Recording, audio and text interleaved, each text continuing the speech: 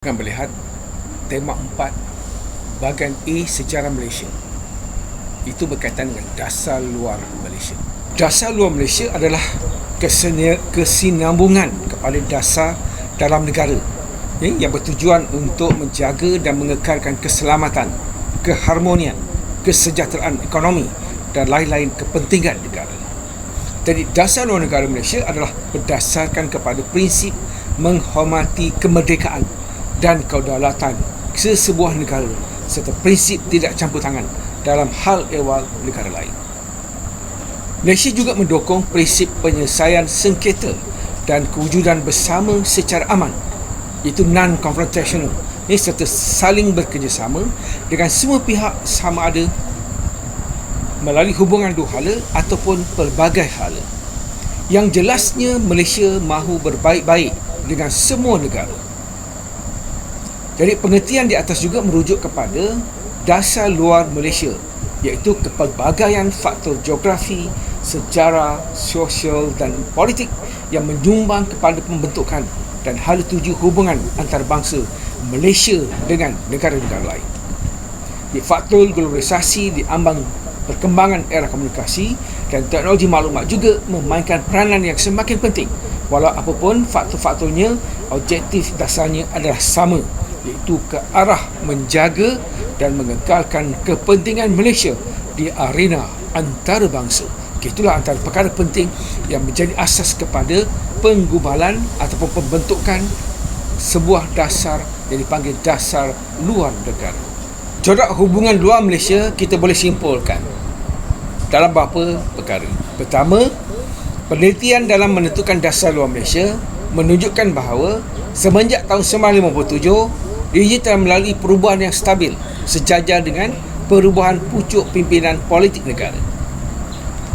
Misalnya semasa zaman Tun Abdul Razak, di bawah pimpinan Tun Abdul Razak, Malaysia telah menganggotai Pertubuhan Persidangan Islam ataupun OIC dan mula dikenali sebagai sebuah negara Islam.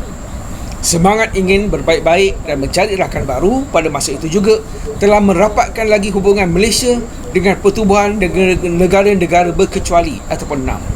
Selain itu, Malaysia turut menggalakkan pelaburan selain daripada sumber-sumber yang dari negara British. Semasa era Tunku Abdul Rahman, Perdana Menteri Malaysia yang pertama, Tunku mengamalkan dasar anti-komunis dan sikap pro-barat dengan mengadakan hubungan yang rapat dengan negara-negara Commonwealth. Beliau juga telah merintis usaha kepada dasar berkecuali, neutral dan keamanan bersama.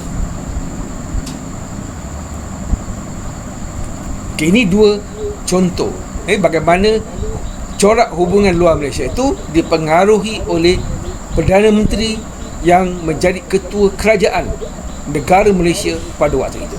Mari kita lihat matlamat dasar luar Malaysia. Matlamat dasar luar Malaysia ialah berbaik-baik dengan semua negara.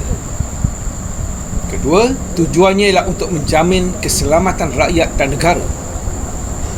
Dasar luar Malaysia juga bermatlamat untuk mengekalkan kedaulatan negara.